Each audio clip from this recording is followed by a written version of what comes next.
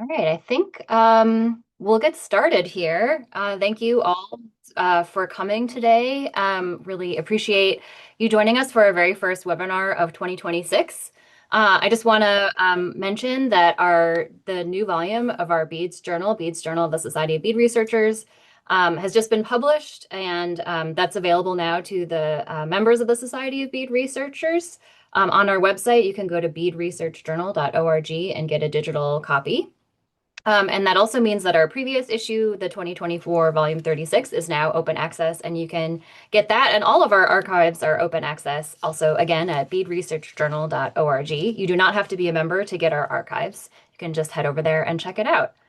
All right, so let me move to my next slide here. I do want to point out that our webinar is being recorded, so if you do not want your image on the screen, make sure that you have your video off.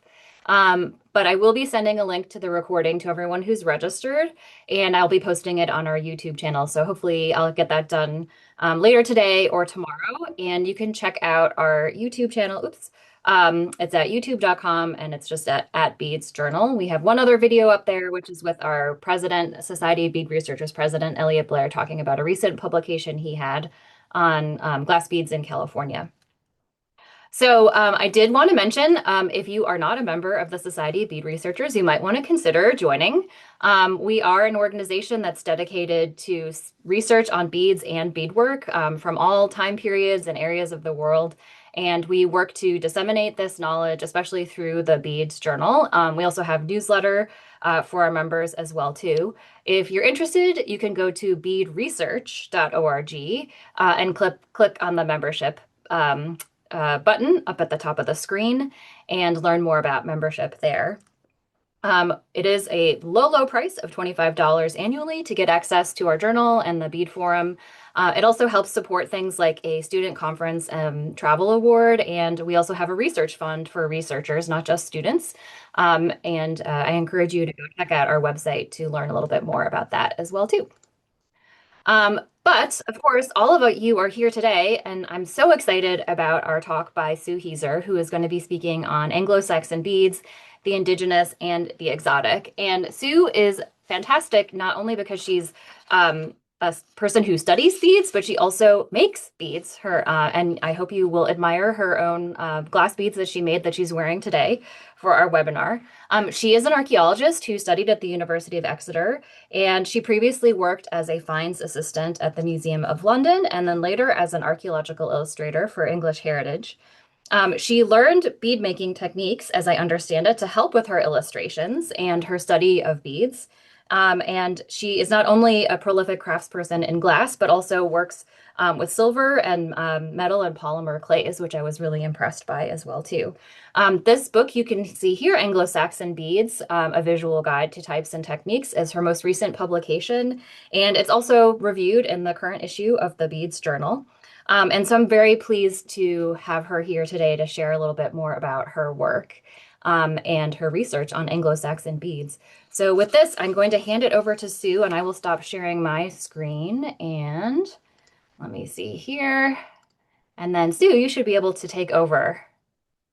Right. Well, thank you so much, Alison. And I'm really happy to be here and to share my research with the Society. And so without more ado, I shall share my screen, and let's hope we have liftoff. There, how's that? Looks great. I can see it perfectly. Excellent. Good. Right. Well, let's go straight in now, and I'll just stop the go on to the first slide. I hope. Now, it worked perfectly when we were doing it before, so let me. Usually you can use your buttons. Oh, it's working now. Oh dear, there seems to be a time lag. Must be something to do with getting across the Atlantic, I suppose. Anyway, here I am, and I first wanted to give you a little background how all my research started. As Alison said, I started off as a finds assistant for the Museum of London a long time ago, and then became an archaeological illustrator. And one of the objects that came onto my desk all those years ago was this beautiful necklace. you can see my drawing that I did, Humpty Tum years ago, on the right, a measured drawing of it for publication in the report. And on the left, on the outer necklace, is the one that was the one that is drawn here. And it was from a grave of a young girl, 12 to 14 years old. And I find it so poignant that this child had been buried with this vast necklace, which must have almost reached her waist. And that made me think a lot about the Anglo-Saxons and the fact that they were buried with their worldly goods and their beads. So moving on, life took on other angles, and I ended up writing and researching into a lot of crafts and learning a lot of jewellery making crafts, mosaic making, all sorts of things. And that sadly pulled me away from archaeology, and I spent a very interesting 30 odd years writing a lot of books, as you can see. These are just some of them. But the marvellous thing was it gave me this background of learning various jewellery crafts, which has become so useful now, returning to archaeology. So after I'd written, how many, 18 or something books, and I decided I really wanted to get back to my first love, and so I started to think about what I could do. I always planned to return, but I had never forgotten that necklace. And so ancient beads and bead making was my biggest focus. So the aims of the research, I was looking at the existing archaeological reports and found that they were showing very little understanding of how beads are made. And that this meant that often the terminology was at fault. People made assumptions. It was not just the terminology, they weren't using the right words. Archaeologists, certainly. They weren't communicating with bead makers. And I felt this was a shame. If we all spoke the same language, we could get on a lot better. So the typology was hampered in exactly the same way. And typology was created purely from visual observation, but beads of entirely different making techniques were placed into the same category. So I worked out that if I studied the making techniques and the tools and materials of the bead makers, that would help with the understanding of both the beads and their makers. So first, let's look at the beads, this body of material that's in British museums. So Anglo-Saxon cemeteries is the base of where all the beads I have been studying were found, from the 5th to the 7th century. And here you can see, can you see my cursor? I hope so.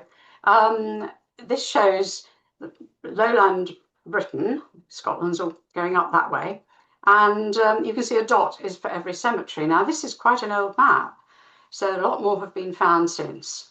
And you can see gaps, but that doesn't necessarily mean there aren't cemeteries there. That just might mean forests or areas that have not been built upon. Pagan Anglo-Saxons in this period, 400 700 AD, buried their dead with all their clothes, jewellery, weapons and other artefacts arranged in the grave. The Merovingian period in Europe had the same customs, and with the arrival of Christianity, the practice died out. But we have a rich, rich heritage of excavated cemeteries with many thousands of finds. And this body of dated material, it's dated because it's in sealed graves. It's like every grave is like a time capsule. But it's a fabulous opportunity to analyse the production of ancient crafts and in a specific area during a period. So going on further, drilling down further, here we are looking at two different Anglo-Saxon cemeteries. Now there are hundreds and hundreds and hundreds of cemeteries. You can see the top one is quite a big one. That's in southern Britain, in Essex. Complex mixed rite. There was cremations. The little dots show cremations, and the little shapes are showing the graves. Cremations are very sad for a bead maker because the beads get melted into a sort of puddle of glass, sadly, when the body is cremated. But the inhumations are quite a different thing, as you will see. And the bottom one is a smaller one, more in Midland, England. Mostly, you can see down below here, it's mostly inhumations. They did vary. So here are some examples of grave plans themselves. And the ones on the right, you can see the various skeletons and how the little dark blobs you can see show the different grave goods. And here on the left, there is one a bit more enlarged. This grave was lined with stones. Sometimes there are traces of coffins, sometimes nothing. Maybe the body was just buried in a shroud. And here it's a little hard to see it, but there is a very definite, I'll see if I can make that there is a scatter, an amazing scatter of beads. And you can see brooches down here, and it looks like a knife there, and all sorts of things. This was probably a little bucket. And she would have been dressed in all her clothes. Well, her best clothes, probably. How do we know? We don't know that. And here's a photograph looking into a grave. We can see the scatter of beads right across the front. The head would have been to the top of the screen, and we've got two annual brooches here and here, and the beads would have been slung between them. They weren't very keen to have beads behind the back of their necks. The archaeologists, when they excavate, they find very little, like only occasional traces of that.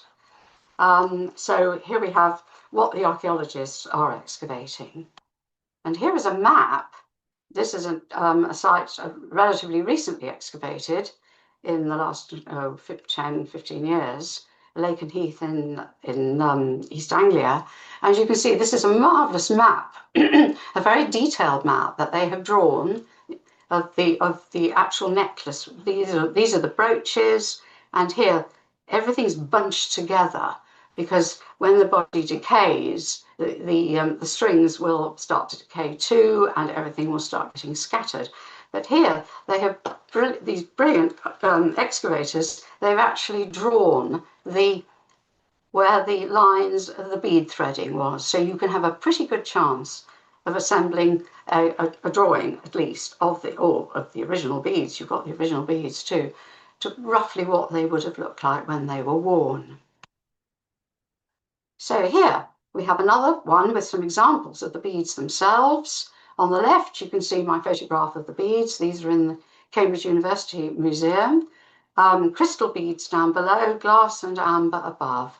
And this excavator was one of my favourites, Tom Lethbridge, excavating in 1931. And he actually noted that you could collect the beads in the correct order. So on the right is my sketch taken from his black and white drawing in the middle to show what the necklace would have looked like, which starts getting you closer to the people who wore these beads and what they would have looked like. So here are some of my drawings. These are from my book, showing different Anglo-Saxon women and the artifacts found in their graves.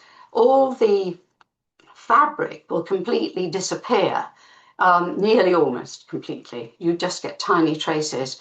So the clothing, there's been marvellous research on clothing, but we have some pretty good ideas of what they would have looked like and what they would have dressed like. But obviously I'm concentrating on the beads here, and you can see how they were slung mostly between the brooches. Or the older lady comes from a cemetery in Dover, a very large cemetery, and this was a fashion in Kent, where Dover is, that you tend to have the beads seem to be worn in loops quite often, dangling from a central brooch. And the one on the right of the young girl, that is the little girl who started it all off, wearing her rather enormous necklace that really was far too big for her. What was it, her mother's? Did her mother die first? There's so many stories here that we will sadly never know. We can only guess. So here are some examples of Anglo-Saxon beads found in British museums. So part of my research was trotting around Britain, going to these museums, big museums, little museums, even really tiny museums, and unearthing the beads. Most of them are not on show. Thousands and thousands of them are hidden away in storerooms. And the beads were made in Anglo-Saxons favoured amber, glass, rock crystal, amethyst, jet, shell, precious metals and other materials. But by and large, the it was the amber and the glass that was their favourites, or they had most of. And the glass beads are the most interesting, to me at any rate, because they were made by artisans. So we can find out more about the artisans as well as the ladies who wore the beads. There's a huge range in glass beads of the designs and the colours. Most beads are found in graves dating from 450 to 650 AD, so we're about 1500 years ago. And they come out of the graves a bit tatty, as you can see, but all of their colours are mostly still there. We can really see the craftsmanship that went into it. When Christianity came along, the practice of burying people with grave goods came to an end. And so, as a result of that, all this wonderful archive slowly faded away. And from about 650, 700 onwards, we have far less information, far fewer beads have come to light. So here's two more examples of older necklaces. These have been strung after excavation, but they are a good guess. The one on the left, Westgarth Gardens, shows crystal bead in the middle. And then we've got amber on either side and these glorious colourful twisted green and yellow. More about those in a bit. And here, this is from the Ipswich, which is a coastal town on the east coast of Britain. And a lot of these are imported, whereas the Westgarth Gardens are more inland, and they are nearly all beads that were made in Britain. So how were the beads made? The process. How will we find out about the process? Well, I decided I would need to first identify the tools and materials, just like I was writing one of my how-to jewellery books. Then I thought I would need to make replica beads and compare the replicas to the original beads. And the similarities will indicate the likely techniques. So I started with the tools. So here we are. Simple tools. Now, it's extraordinary how few tools I needed in order to recreate the Anglo-Saxon bead designs. I restrict myself to tools that are similar to those excavated from Anglo-Saxon sites. There's no bead workshops have been found for this period in Britain, but I just keep hoping that some new excavation will throw one up. It would be so fascinating if it could happen. But at first I tried using lots of different tools, but bit by bit I thinned it down and found that at the top you can see a pair of tongs. I've made these just out of wood. If you soak the wood in water, these tongs will last quite a long time. A knife for shaping and to use for marvering, flattening and shaping the beads. A pair of tweezers will become more apparent in a bit, and a pointed awl of some sort so that you can correct things and drag lines of glass across the bead and so on. Now this below is the mandrel, and I had a local blacksmith, a traditional blacksmith, make me up a series of these, and they are to my measurements, and the measurements match the graded pointed outline of the insides of the beads. Because glass beads are wound onto mandrels, and the mandrel, the bead hole will give you an indication of the size and the shape of the mandrel. This mandrel has been dipped, as is normal in bead making, in a slip in order to stop, so that the glass bead can be got off the mandrel, because otherwise hot glass sticks like fury to metal. Heat source, right, they must have used a heat source. And there is a gentleman in Ribe in Denmark working on material and beads from about the same time. And Thomas Rhizome, he's done a lot of work on building little furnaces to work out, going by the finds at Ribe, because they do have bead workshops there. And he worked out and tested a little volcano furnace like the one you can see here, about 50 centimetres high, 50 centimetres diameter, quite small. And he has proven that you can make beads very successfully without any bellows, without any charcoal. So thank you, Thomas, for all his excellent work. He's written a wonderful book on the subject. I've been using, I didn't want to go and start redoing Thomas's work. There was no point. He'd done, and a lot of other people, like Frank Wiesenberg in Germany and many others, have been trying out different types of furnaces. So they were the experts on that. But I just wanted to try making the beads. So I've used a modern blowtorch. This is just an ordinary old hothead, a sort of beginner's blowtorch for convenience, which reaches similar temperatures to what can be reached with this little volcano furnace of Thomas's. And on the top left here are Thomas's photographs from his book, and they show how he built it up. He used willow twigs and then put a mixture of clay and horse dung, I think I remember rightly, and built it up. That makes it stickier, I gather. And then you can fire it up with ordinary wood.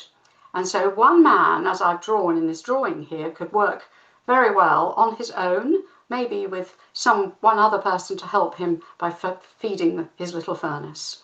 And he could be itinerant, he could wander and make a new furnace when he reached another part of the country or another village, and settle down, having carried his tools, his few tools, and his glass with him, and make beads for the local ladies.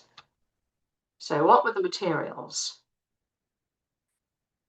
Now, first on the left, I'm looking at the glass, because glass has been my main study. And we have modern glass rods from Italy. These are Raffiche glass, and they come in many colours, as you can see. In the middle photograph, this is Egyptian glass rods from the 18th dynasty of 16th to 14th century BC. Not much difference. Some crafts remain so similar, it's extraordinary.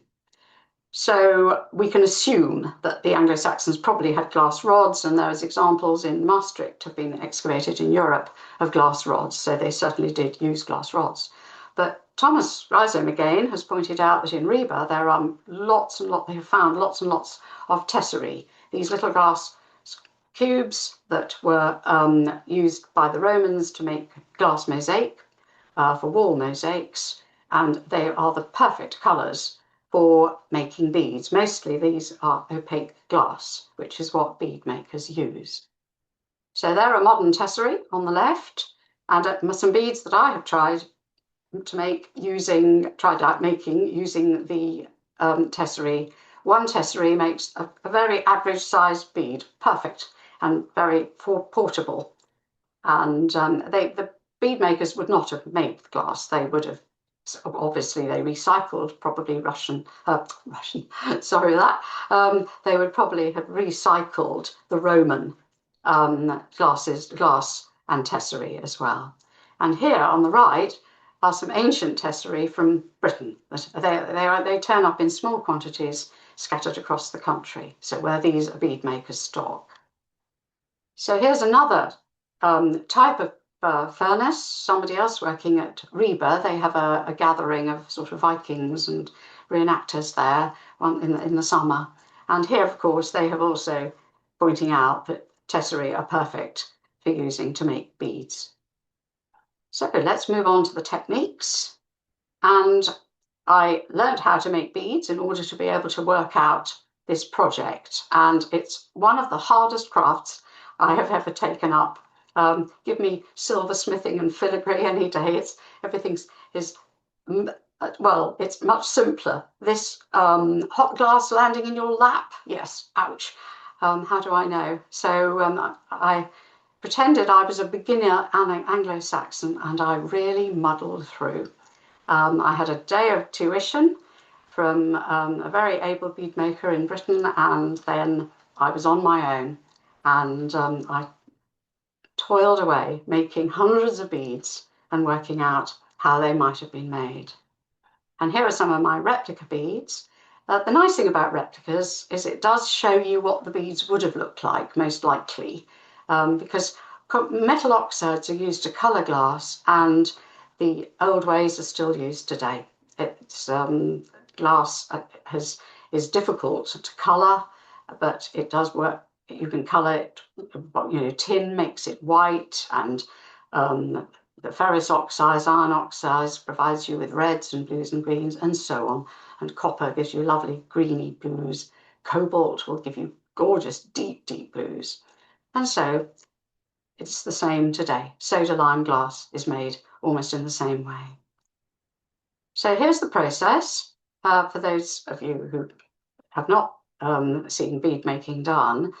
There's this is using a tessera. These are my drawings to show step by step. And in the first drawing, you can see a tessera held on a knife blade and heated over the flame. The prepared mandrel will be heated till red hot and then pressed onto the warm glass, a bit like you pick up a piece of cheese or a marshmallow on the end of a skewer for a barbecue. And then it would be melted on the end of that mandrel, using it as a pontil, just as a rod. Then another mandrel is brought in and the glass is wound off the first rod onto the mandrel. And then it's melted in the flame, and glass is very obliging for simple beads. At any rate, it turns into a sphere. Or using a glass rod. You use a glass rod, and this is more what modern bead makers do today, and you hold the end of the glass rod, so like a handle, and you just heat the tip, and then you can again wind the hot glass onto the mandrel to make a bead. Now here is a brief video just to show that process, and I'll talk through as it goes.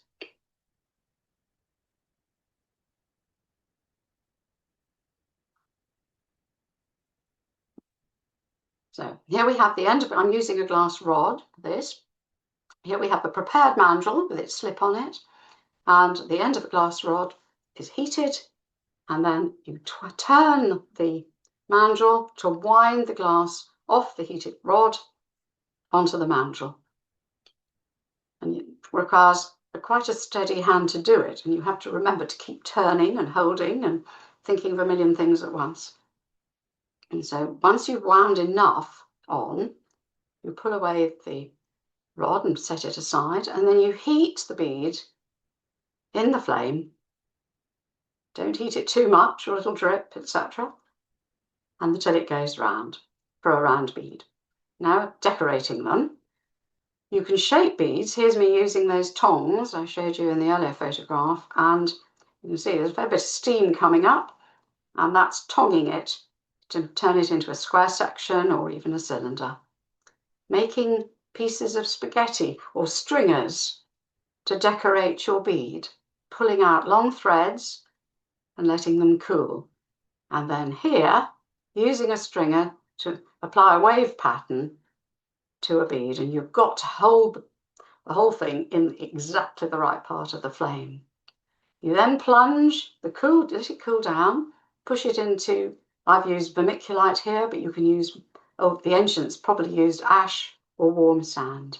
Then you soak the bead off the mandrel, the water dissolves the slip, the resist, and then a bit of a tug, and there is your finished bead. And here's a good variety of all the different Anglo-Saxon beads that I have worked on. So then one day I suddenly thought, oh my goodness, what if the ancient people were using glass that was very different to what I'm using with this modern artisan glass? It looked like it should be the same, and the chemical analyses of these glasses and the glass beads indicate that they are very similar. They're simple soda lime glass, but I suddenly felt a bit nervous, and I tried melting some beach glass found off a beach, and I couldn't even melt it with my little torch. So I thought, I think I'd better check this out. So I approached the Museum of London, who I used to work for, and pleaded with them, and their first reaction was certainly not, you can't melt our artifacts, but I pointed out that they'd got barrow loads from the Basinghall Street, which was an excavation in London of a Roman glassmaking works. And we know from analysis that certainly the British-made beads used Roman glass, probably Roman cullet and Roman tesserae. So thank you so much, the Museum of London. They agreed, and in the middle of the lockdowns during COVID, I was sent 250 grams of Roman glass. And you can see these pictures show I was making beads with them, I was melting it, I was fusing it, I was testing it to within an inch of its life. You can see it's all pale blue. This is Roman cullet from vessels. Cullet is the scrap glass that the Romans collected and then turned back into other vessels, and no doubt glassmakers started melting it into beads. And there isn't time to go into this in detail at the moment. There's more of this in my book. But this is what resulted. The graphs on the right show the similarity of the Roman glass to modern artisan soda lime glass that's used today. It's extraordinary. The lines actually follow very closely. If you see that line going down there, the yellow line joins the blue and the mauve lines, which are the Roman coloured glass. And but the most important thing of all was I found the Roman glass was a sheer delight to work with. It's got an excellent working range and it has a very forgiving handle in the flame. And I actually preferred it to modern lampworking glass when using my simple non-adjustable torch. It seemed to be more forgiving. The physical properties of the glass are very similar to the modern soda lime glass and very easy to work on. The results is in a paper and can be found on the Exarch website or from my website if you want to go deeper into that. So this meant that I could be sure my replica beads were made using glass that behaved in the flame in a way similar to the ancient bead maker's glass. Phew, it gave me great confidence that I was on the right track. So I went deeper into the techniques, and you can make twisties. Glass makers will know all about this.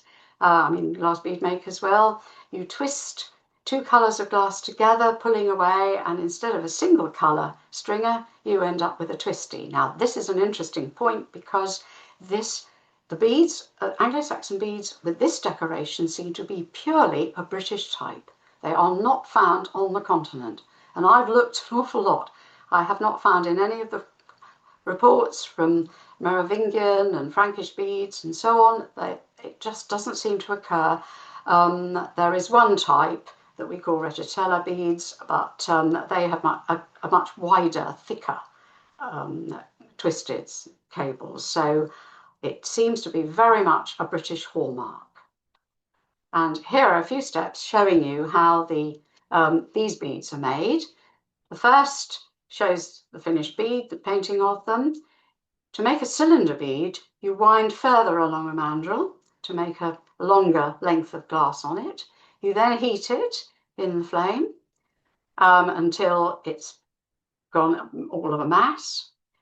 Coming down here on the left, you then get one of your thin twisted stringers and turn it onto the bead in the flame, and then you melt and melt, and it'll sink flush with the surface, and you can correct at the end by rolling it on a marver or just a flat surface, or use your tongs.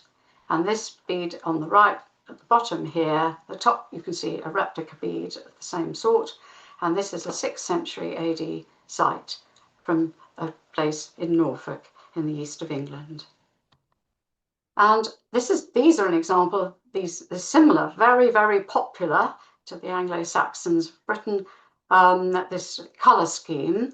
It was named by a scholar, Berta Brugman, who wrote a wonderful book about 20 years ago on Anglo-Saxon beads, and she coined the phrase because of the red, yellow and green. But here it shows two different beads made in different ways. The bead on the left is shown up here on the top right, two twisted cables put together.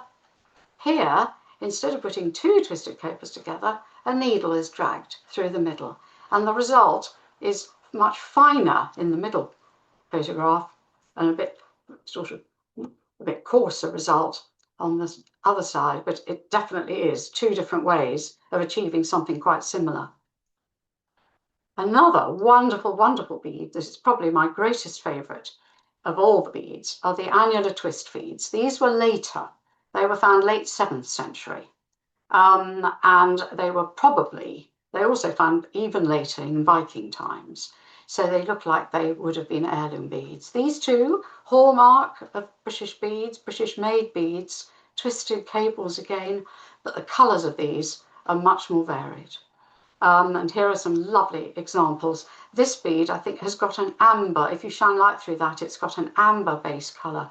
The basic colour of the base beads were always translucent, transparent. Here's showing the transparency. That's one's survived a lot better in the soil. And here's one from Cambridgeshire in England. I think this is one of the most beautiful ones, showing a very pale turquoise blue, a bit like the just pure Roman glass, possibly. And here's another bead that was found at Acombe relatively recently in Yorkshire. And look at the control. They are terribly difficult to get to behave well in the flame, those, because they're big. And if you have a small flame, it's not so easy. But they seem to have managed it absolutely beautifully. They're about anything from 1 inch to 1.5 inches diameter, so they are quite big beads.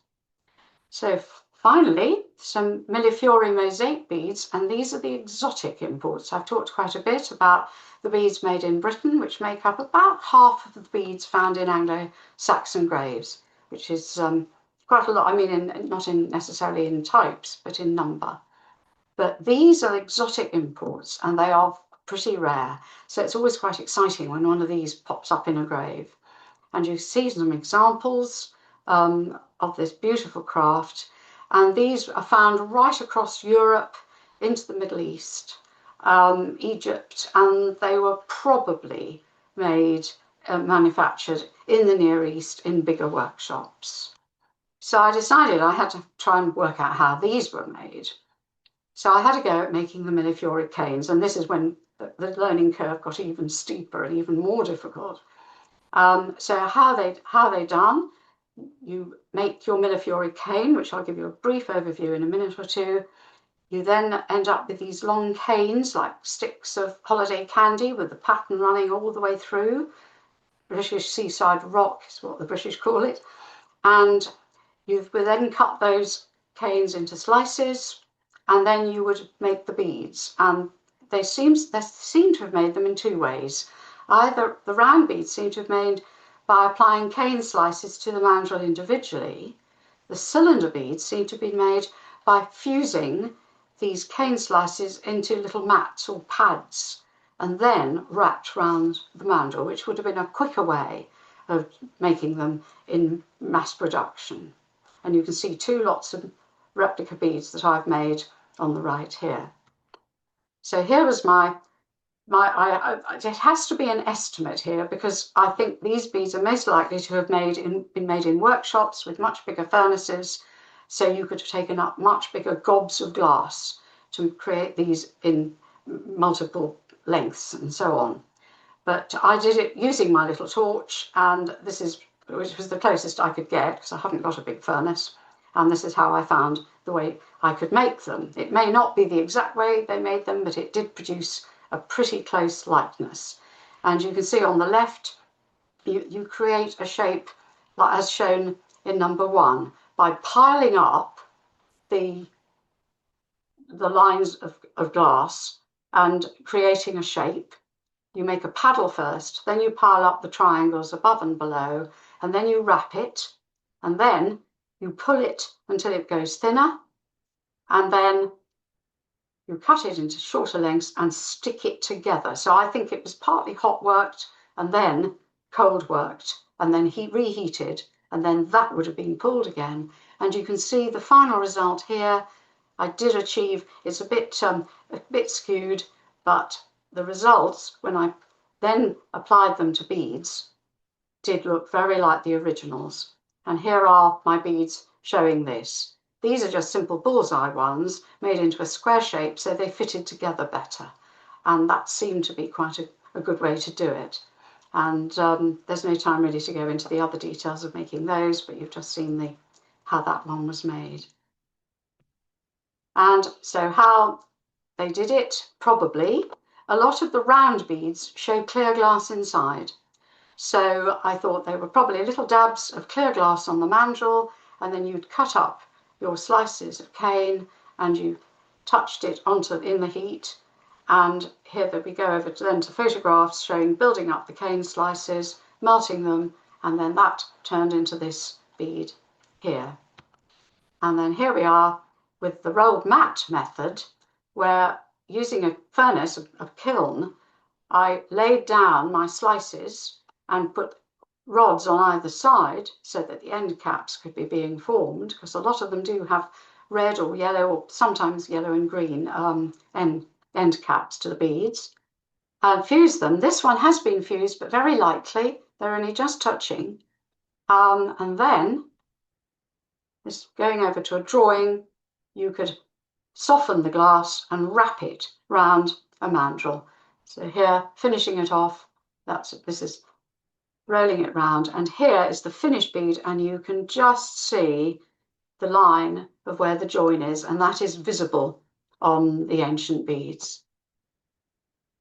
And so here is a little necklace that I have made of my own replica beads and some of the ancient beads beside, showing they've used bigger mandrels than I did here. So I think I'd better have another go. So marvellous, exotic, exciting beads for your Anglo-Saxon ladies to enjoy as part of their necklaces. And that brings me to the end. And thank you so much for listening. Thank you so much, Sue. We're all giving you virtual applause. That is so fascinating. And it's really like, especially the end with the that final bead is so surprising to see the method of making it, because I would have imagined they would have just made like a tube and then put mosaic pieces on around the outside. But to have that kind of paddle method and see the seam in them is so interesting. I also can imagine you must be one of the first people in hundreds of years to have reheated and worked Roman glass, authentic Roman glass, not just replicating the recipe, but working Yes, original Roman glass. So that's quite that was exciting. quite exciting. Yes, Yeah, absolutely. It was. I did try far and wide with different other sources, and it was all no, you can't melt our ancient glass. So thank you, yeah, Museum of London. yeah. Well, it's really, really fascinating work that you've done. I'll just mention if anyone has questions, feel free to drop them in the chat box here, or if you want to unmute yourself and ask a question directly, you can go ahead and do that. While we're waiting for people to ask questions, I did want to, you mentioned several times that these were necklaces for women. So was it really gendered? Was it really women who wore beads, or are there examples of men who would wear some of these glass beads too in the graves? Yes, very gendered, as you have picked up from what I was saying.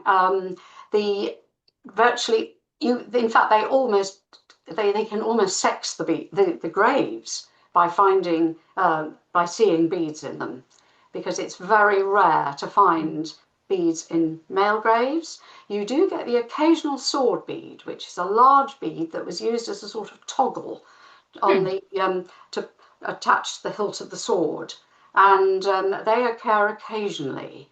But necklaces or strings of beads, I don't know of any example that I have found yet.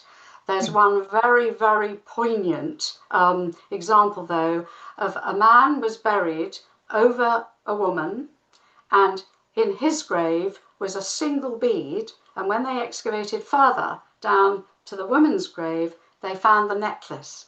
So Oh, she wow. must have died, and he had retained a bead that was from his wife's necklace. And I just find Yeah. that really moving. That's so, Yeah, that's yeah, quite romantic, actually. very, yes. Yeah, let's see. Michelle is asking a question about if there have been any production centers identified in England. You mentioned the Roman glass site in London, but are there any others? Nope. I mean, I did say at one point, I'm just hoping one day somebody will find one. The trouble is, glass is so recyclable, and you end up with so little waste when you're making beads. You can recycle all your little bits and use them to make frit and to, well, actually, to make them into a blob them all together and draw them into another rod. So, and Reba is a wonderful example in Denmark, where Thomas Rysholm has done Mhm. his work. And there are lots of little tiny scraps in Europe. You see other sites too, Maastricht's another example, where you'll see end of canes and, all sorts of odds and ends. but Britain, no, I'm afraid not. I keep pleading with all the archaeological units to please keep your eye open, but you see, a mandrel will just look like a rusty bit of iron, Yeah. and all the other things like tweezers and tongs, they had all these things Hmm. to use for, well, toiletry tweezers. Hmm. You know, they existed for other reasons. Yeah. So, you know, we haven't found anything that's specifically a bead maker site for the Anglo-Saxons. There are Yeah. examples of iron making bead Hmm. sites, and later ones. Hmm. And the Jorvik Centre, I think, has got Viking site has got some examples of possible bead making, but not the Anglo-Saxons. I live in Yeah. hope. Another question I had was if wearing of beads was very gendered, is there any idea about the making of beads being a gendered craft as well too? Do you have Well, any ideas about that? well, yes, naturally. This is really interesting. There are, going back in time, back into the Romans, there are two examples, written examples, of bead makers who were women. Hmm. And to be a bead maker, you do not need strength, and it's quite delicate work. And so I've seized upon those two women bead makers and thought, well, I did do a drawing of a man, but it's perfectly possible that women were able to make beads.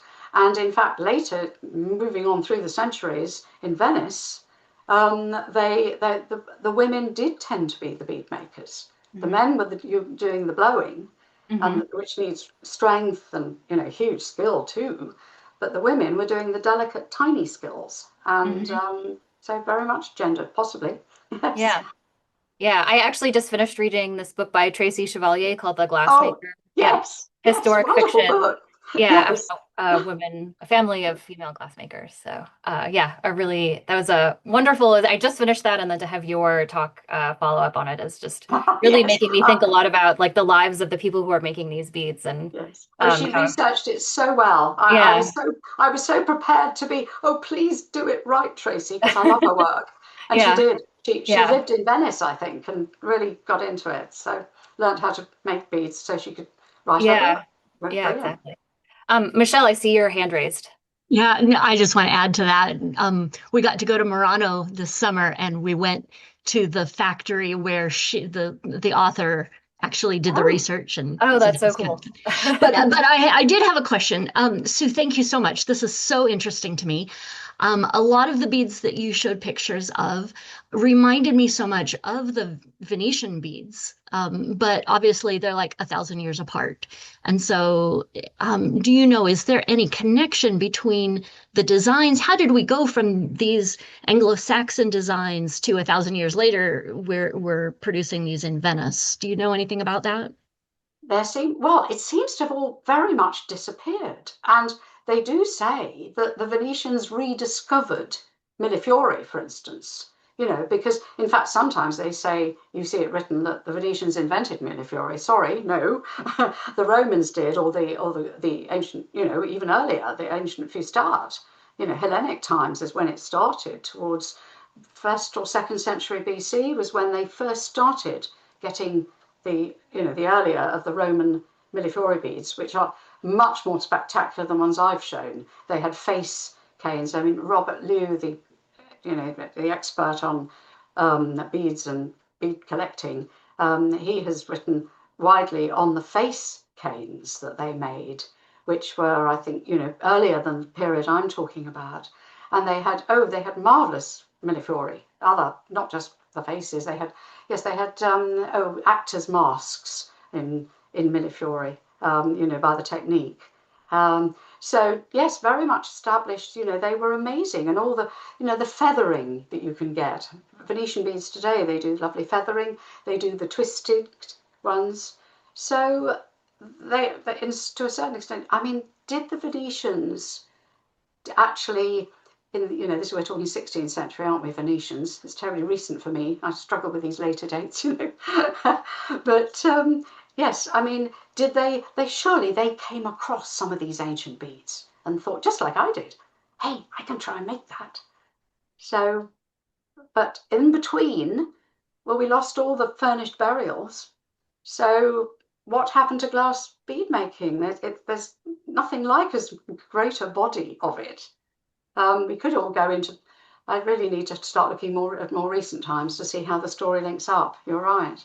Yeah. One consideration is there's an International Society of Glass Beadmakers, and it's been happening since 1993. But even before that, in America, career glass bead makers have been keeping it alive. And we've been teaching all the ancient techniques for 32 years or 35 years here in America. And then some of our students and ourselves have been abroad several times teaching as well.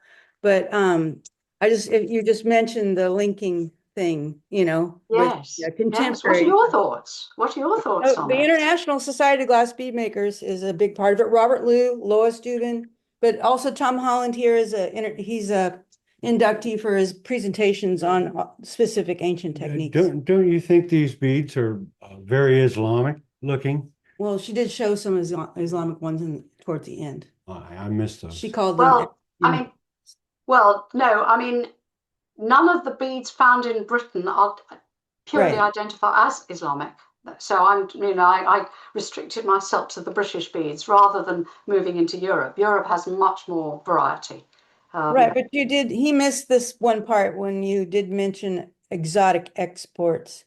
Oh yes, but I can't really call them Islamic because Islam didn't start until Muhammad was born in 700. I think that's right, isn't it? 700. And that's the end of my period. So the beads that were pre-Islamic, but they were made in the Middle East.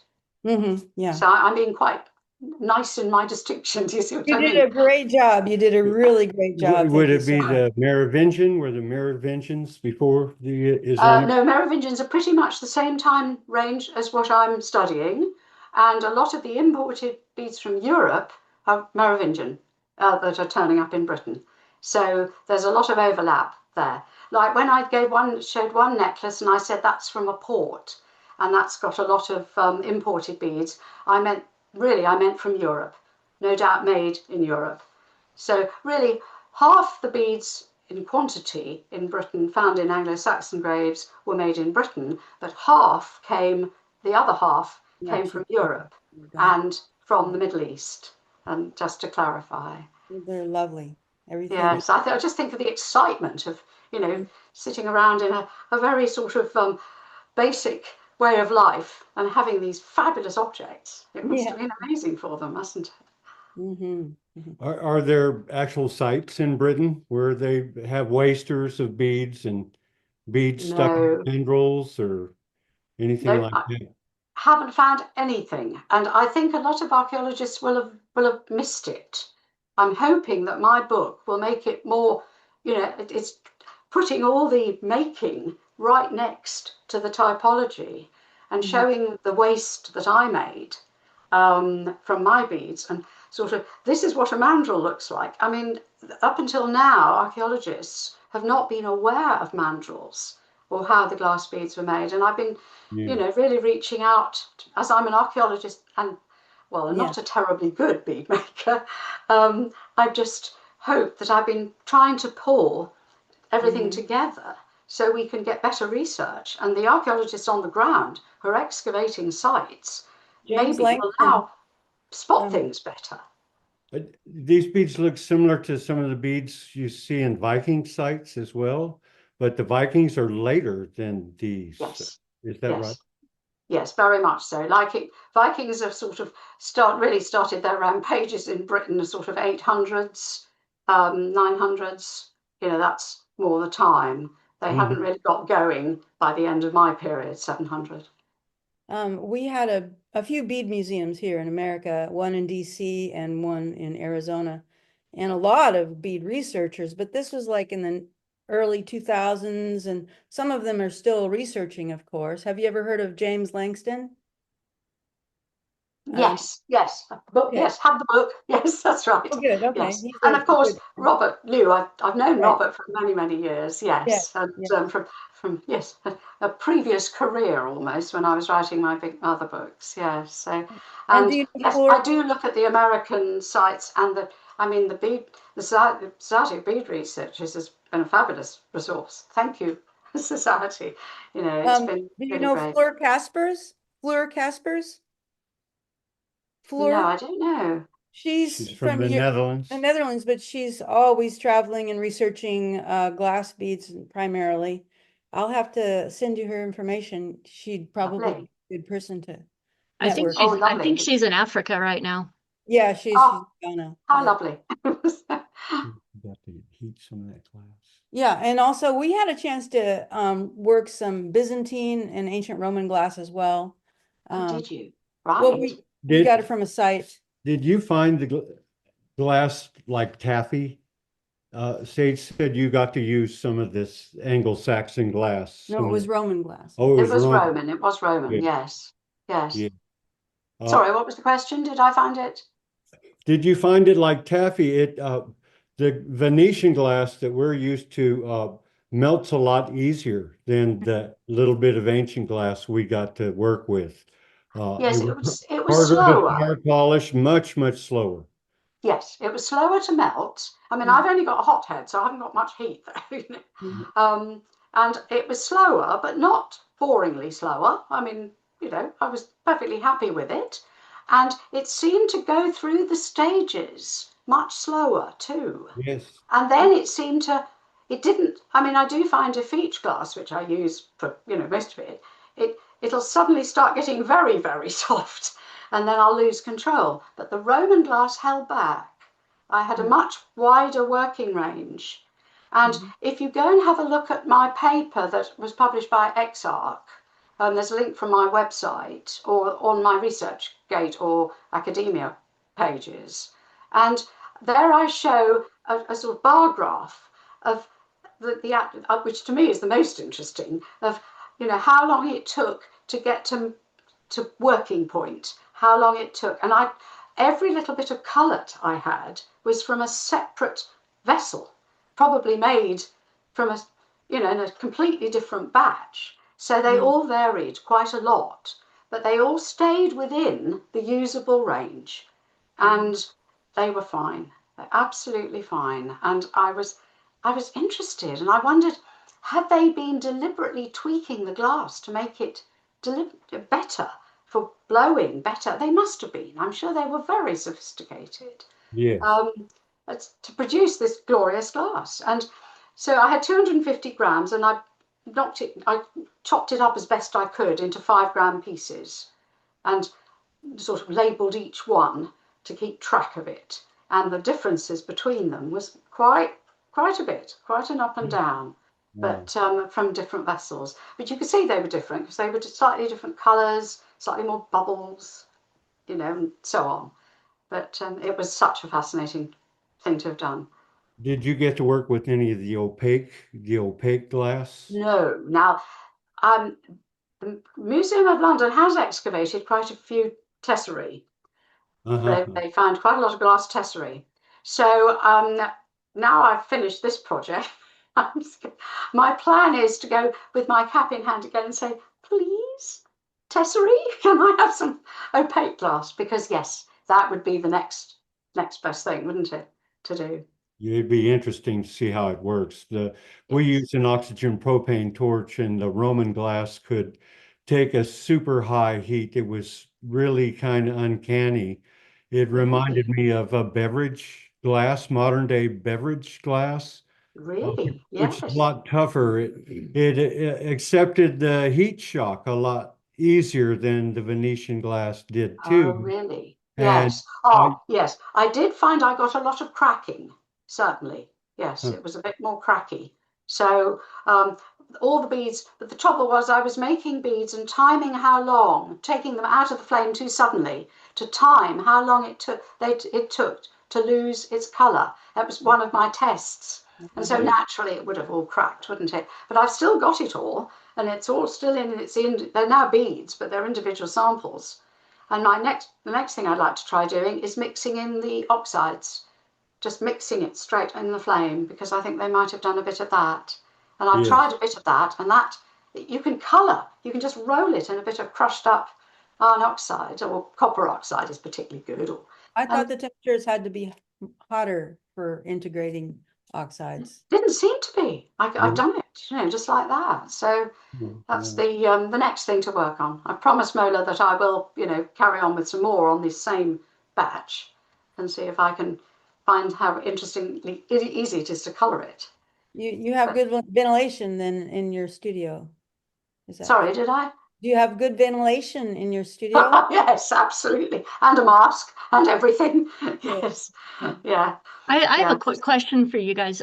Sue, a lot of the beads that you showed had the oxidation, so they weren't shiny, like your reproductions were shiny because they were new. Is it possible, would it be possible, and Tom, maybe you understand this better as well. Is it possible to fire polish the oxidized ones and have them look shiny again? I'm sure it would be. But I mean, Yeah, a lot of I'd hate to collectors do that. grind Mhm. beads down Yeah. That's to what get the it bead back and polish sellers it. do. Yeah. The bead sellers take a little scrubby brush and they scrub the oxide off and it Yeah. brings the color back up. Yeah. They Yes. use a type of oil too, but I wouldn't Yes. Yes, I've heard of that. Yes. Yeah. wouldn't do But that. yeah. But every now and again I come across a broken bead, an ancient broken bead, and it's yes, because you can see Yeah, inside it. But right. unfortunately, museums won't let me smash the beads either. I can't think why. Well, This is so we give fascinating. I some, was going to ask if anyone, sorry, does anyone else have any other questions?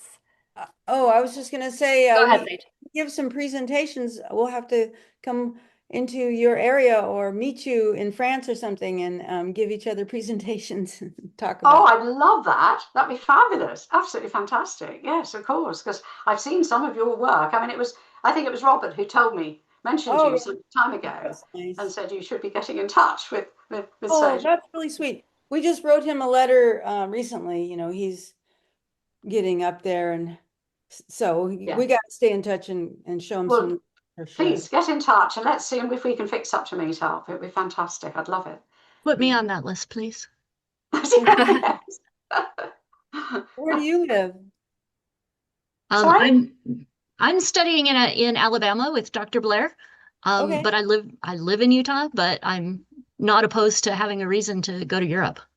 Okay.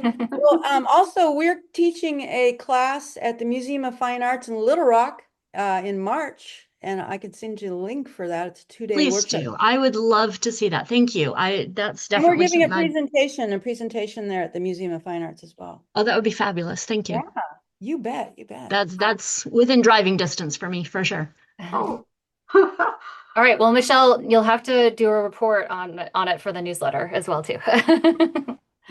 Well, this has been so fantastic. We're at time, so I just wanted to thank you again, Sue, for such a wonderful, beautiful presentation, so thought-provoking and really fascinating.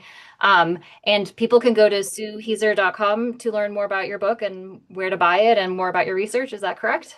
Yes, Okay. absolutely. Yes. All right. There's a lot of open access papers that I've written too. I try to make as many as I can open access and Yeah, that's publish with people fantastic. who do it. Yeah. Yeah, that's fantastic. Well, thank you again. This has been just so wonderful, and I am so thrilled to have learned all about Anglo-Saxon beads today, and learn more about other people who are doing replica bead making and historic bead making. So it's really great. Thank you everyone for joining us, and I look forward to seeing you all at our next webinar, which will hopefully be in a few months.